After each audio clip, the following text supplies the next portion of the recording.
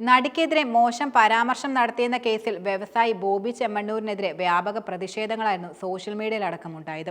ബോബി ചെമ്മണ്ണൂരിനെതിരെ നടന്ന അറസ്റ്റ് പ്രഹസനവും അതുപോലെ മാധ്യമ പ്രചരണവും പരിധി വിട്ടുവെന്ന തരത്തിൽ വിമർശനങ്ങൾ വ്യാപകമായി കൊണ്ടിരിക്കുകയാണ് ഇപ്പോൾ.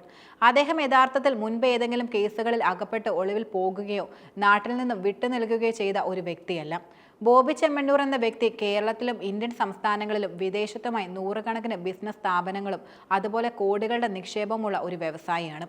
10,000-ഓളം മലയാളികൾക്ക് തൊഴിൽ നൽകുന്ന ഒരു യുവ വ്യവസായി കൂടിയാണ് അദ്ദേഹം. കേരളത്തിൽ ഏറ്റവും അധികം മലയാളികൾക്ക് തൊഴിൽ നൽകുന്ന വ്യവസായികളിൽ പ്രമുഖനാണ് ബോബി ചെമ്മണ്ണൂർ എന്ന പ്രത്യേകതയുമുണ്ട്. കൂടാതെ 10,000 മുതൽ 15 ലക്ഷം രൂപ വരെയാണ് ചെമ്മണ്ണൂർ ഗ്രൂപ്പിലെ ഓരോ തൊഴിലാളികൾക്കും നൽകുന്ന ശമ്പളം എന്നാണ് കണക്കാക്കുന്നത്.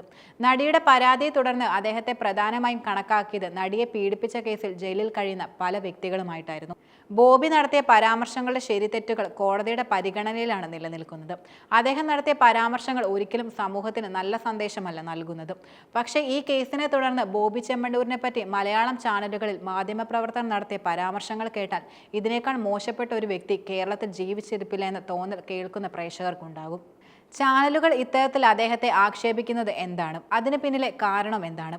ഒരുപക്ഷെ അദ്ദേഹത്തിനെതിരെ ഉയർന്ന വിമർശനത്തിന് പിന്നിലുള്ള കാരണം ഇവരുടെ ആരുടെയും സഹായമില്ലാതെ അദ്ദേഹം സോഷ്യൽ മീഡിയ വഴി നേടിയ സ്വീകാര്യതയാകാം. അത്തരത്തിലുള്ള വിലയിരുത്തലും നിലനിൽക്കുന്നുണ്ട്. സോഷ്യൽ മീഡിയകൾ ഉപയോഗിച്ച് പരസ്യവും മറ്റു സ്വീകാര്യതയും വ്യക്തികൾ വർദ്ധിപ്പിക്കുന്നത് വഴി ചാനലുകളുടെ പ്രസക്തി നഷ്ടപ്പെടാൻ വലിയ തോതിൽ കാരണമാകും.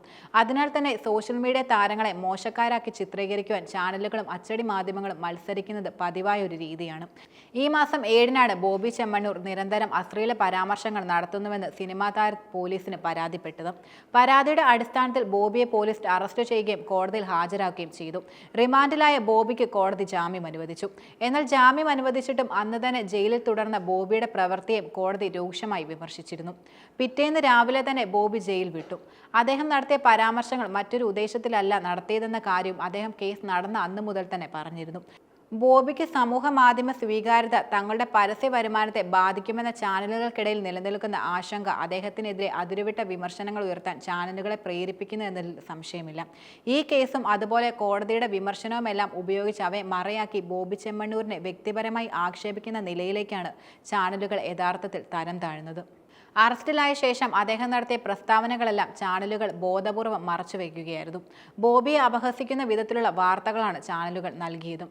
വിവാദത്തിന്റെ തുടക്കം മുതൽ നവമാധ്യമങ്ങളിൽ ബോബി ചെമ്മണ്ണൂരിനായിരുന്നു പിന്തുണ പ്രധാനമായി ലഭിച്ചിരുന്നത്.